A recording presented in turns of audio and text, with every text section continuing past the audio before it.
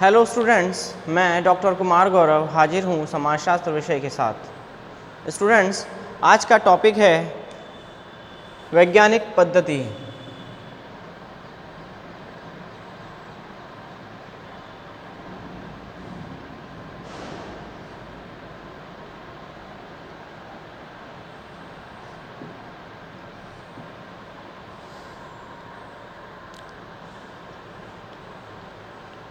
साधारणतया लोग रसायन शास्त्र, भौतिक शास्त्र या कहें भौतिक विज्ञान, जीव विज्ञान, वनस्पति विज्ञान आदि विषयों को ही विज्ञान की श्रेणी में रखते हैं, जबकि अन्य विषयों को विज्ञान मानने में हिचकिचाते हैं या स्वीकार नहीं करते हैं। जबकि अगर वास्तव में देखा जाए तो जो विज्ञान का संबंध है वो किसी विषय वस्तु, विषय सामग्री से न हो करके वैज्ञानिक पद्धति के द्वारा अर्जित किए गए ज्ञान से है।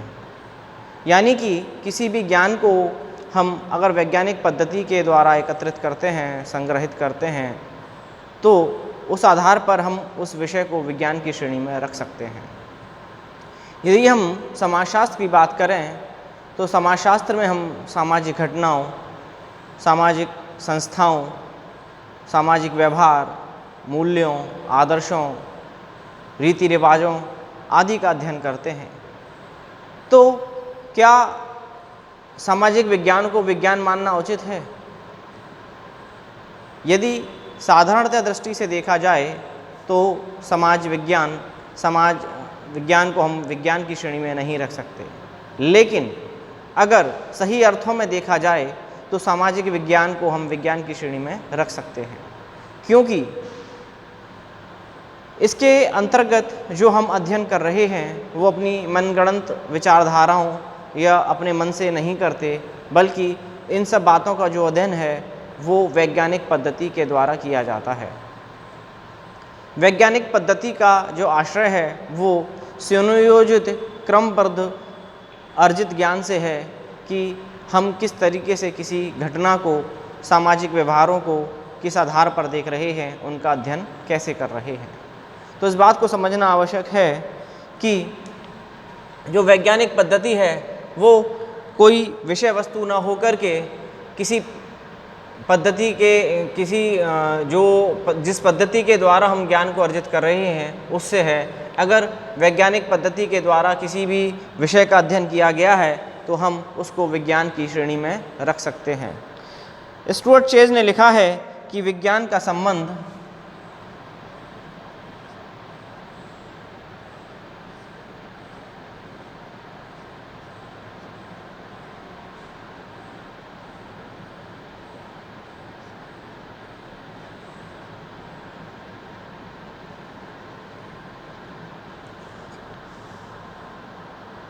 पद्धति से है,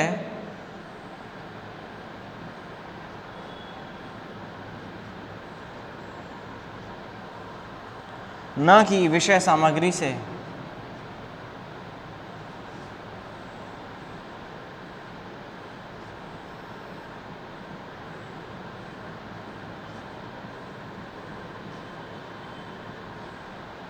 तो इस बात को समझना आवश्यक है कि जो विज्ञान है वो किस विषय को हम विज्ञान कह सकते हैं या कौन सा विषय विज्ञान की श्रेणी में आएगा।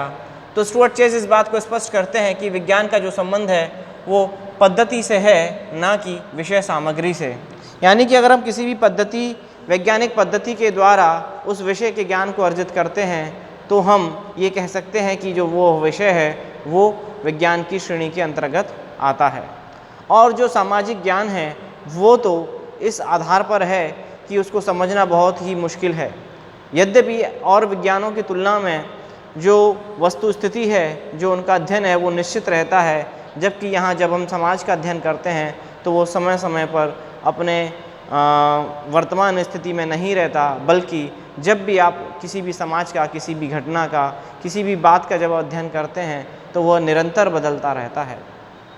तो इस आश्रय से अगर देखा जाए तो सामाजिक विज्ञान को समझना बहुत कठिन है और बहुत आसान भी है।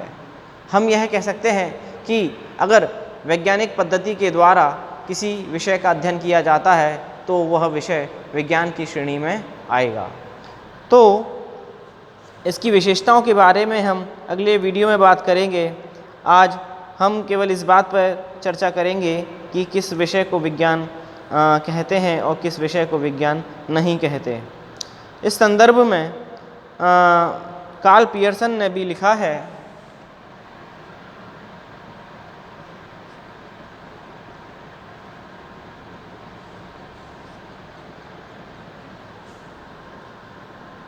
सभी विज्ञानों की एकता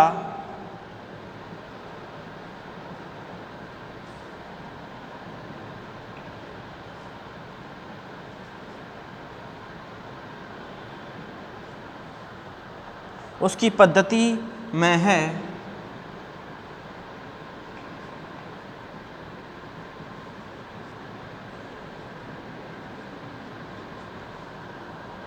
न कि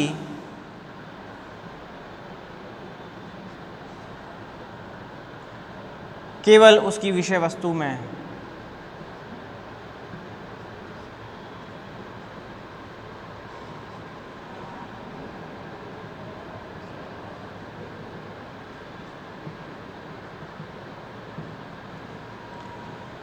तो स्टुअर्ट चेज और कार्ल पियर्सन दोनों ने इस बात को स्पष्ट किया है कि कोई भी विज्ञान केवल विषय वस्तु के आधार पर नहीं है, बल्कि पद्धति के आधार पर है कि किस पद्धति के द्वारा उस विषय का जो ज्ञान है उसको अर्जित किया गया है।